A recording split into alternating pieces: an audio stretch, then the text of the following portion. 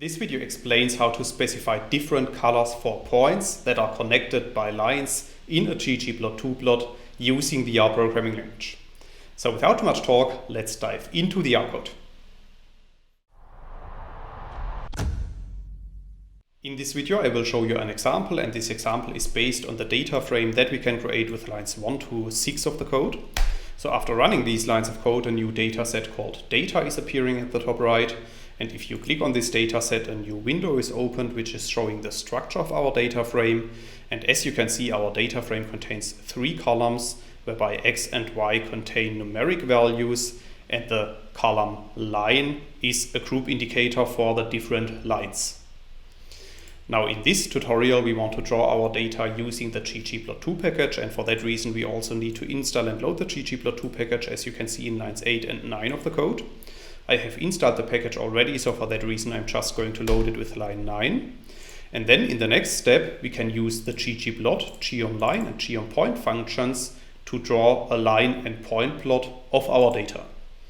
So after running these lines, you can see at the bottom right of RStudio that a new line and point plot has been created. So as you can see, our plot shows 3 different lines, and these lines are represented by points that show our different data points. However, in this plot you can also see that no colors have been added yet. So let's assume that we want to add different colors to the points that are connected by the lines. In this case, we can use the AES function within the gonpoint function to specify the aesthetics of our colors. And within the AES function, we need to set the col argument to be equal to our group indicator column, which in our case is called line. So after running lines 18 to 23 of the code, you can see that our plot is updated, and this time the points that are connected by a line have different colors. And you can also see on the right side of the plot that we have added a legend which identifies the different lines.